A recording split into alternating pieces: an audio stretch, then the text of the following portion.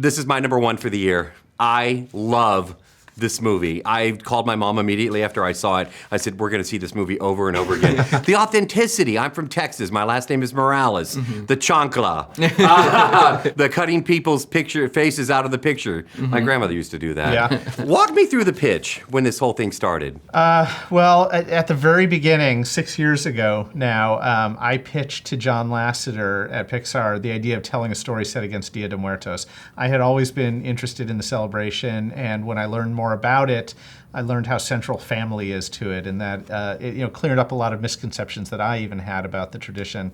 And the more I learned about how family-centric it was and the ideas of kind of the obligation to remember our loved ones and to pass their stories along, I just more and more saw the opportunity to tell a story that could be really entertaining, really funny, visually dazzling, but also have a really strong emotional core. Tell me how you felt when you found out you were part of this film. Oh, I was so excited. I was finishing up Monsters University when they started developing the idea, but every single piece of art I saw and reference photo got me so amped about a story about Mexican culture, about family, about music. Yeah. That I said if there was ever an animated film that I would kick myself for not having worked on, it would be Coco. Let's talk about the music, because it's really another character of this film. Yes. How did you decide what numbers, or the theming, that kind of stuff? It was a combination of a lot of things. I mean, we knew from the get-go, from our early research, we really got a great kind of master's education in all the different beautiful styles of music that are performed around Mexico. And we wanted to kind of embrace as many of them as possible and have them be part of the fabric of the story. So between the score and the songs that we created, as well as the traditional music that we tried to make a part of the film, we just wanted every little bit of Coco to be dripping with the beauty of Mexican music and celebrating just the idea of music and the joy that it can bring to lives and the way that it can heal. Same question for you, because I saw you jump in on that. Go ahead. No. Like there's so much to dig into musically on this film, because it's a story about music, because it's a story about what the power of music has to do in order to connect to the people you love. From every angle, it became like you said, a character in the film, and a very important character in the film.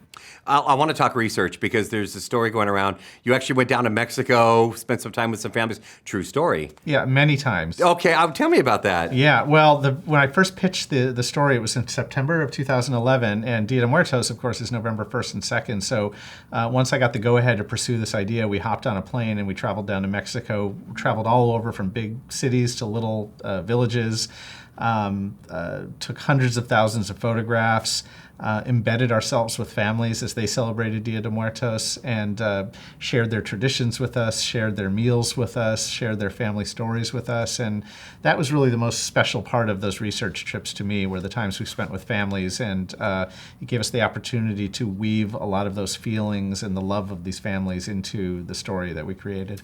Besides the entertainment aspect of it, because it's extremely entertaining, so much going on. They asked for instant reaction last night. I said, bright, big, beautiful, which it really is. But the entertainment aspect is there, but also there's a cultural lesson as well. People that don't know what Dia de los Muertos is, the culture that exists with the family. Yeah. Are those your hopes as well? Totally. I think there's often an assumption that maybe Dia de Muertos is a Mexican version of Halloween. In fact, we wanted this film to invite people into this tradition and understand it's about family. It's about this optimistic view that if you remember your family stories and you know where you came from, that connection never dies.